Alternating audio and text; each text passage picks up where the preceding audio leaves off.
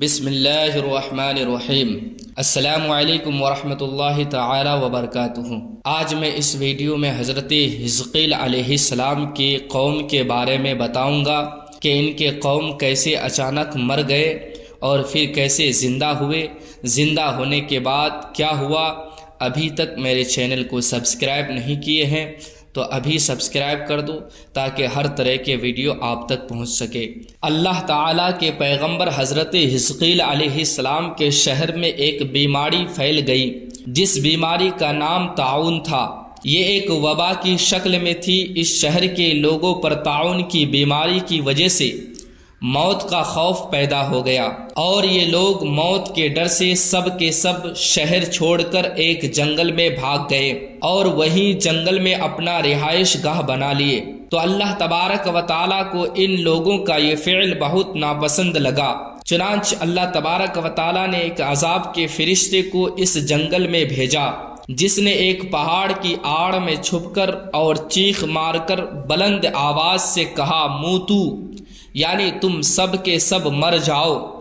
اس مہیب اور بھیانک چیخ کو سن کر بغیر کسی بیماری کے بالکل اچانک یہ سب کے سب مر گئے، جن کی تعداد 70,000 تھی۔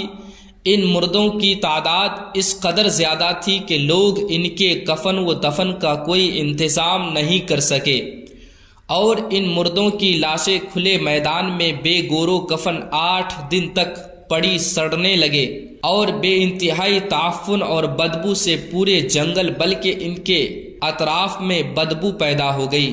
کچھ لوگ ان لاشوں پر رحم کھا کر ان لاشوں پر چاروں طرف سے دیوار اٹھا دی تاکہ یہ لاشیں درندوں سے محفوظ رہیں۔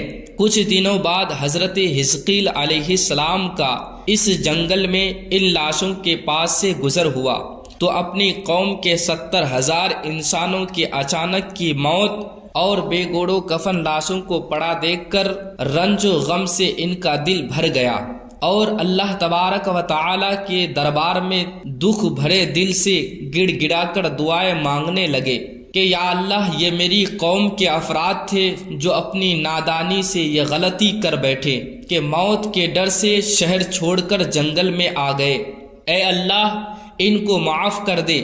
آپ بڑے سوزے دل کے ساتھ دعا میں مشغول تھے کہ اچانک آپ پر وحی اتر پڑی کہ اے حزقیل علیہ السلام، آپ ان بکھری ہوئی ہڈیوں سے فرما دیجئے کہ اے ہڈیوں، بے شک اللہ تعالیٰ تم کو حکم فرماتا ہے کہ تم اکٹھا ہو جاؤ۔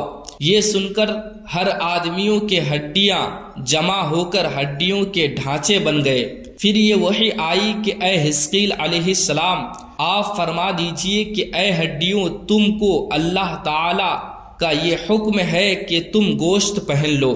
یہ کلام سنتے ہی فوراً ہڈیوں کے ڈھانچوں پر گوشت پوشت چڑھ گئے۔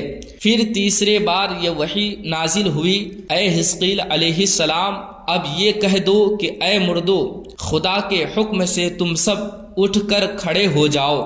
چنانچہ آپ نے یہ فرمایا تو آپ کی زبان سے یہ جملہ نکلتے ہی 70,000 لاشیں ایک دم سے یہ کلمہ پڑھتے ہوئے کھڑے ہو گئے، سبحانک اللہم و بحمدک لا الہ الا انت۔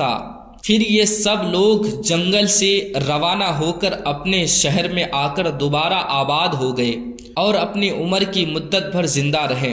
لیکن ان لوگوں پر اس کا اتنا نشان باقی رہا کہ ان کی اولاد کے جسموں سے سڑی ہوئی لاشوں کی بدبو برابر آتی رہی اور یہ لوگ جو کپڑا پہنتے تھے وہ کفن کی صورت میں ہو جاتا تھا۔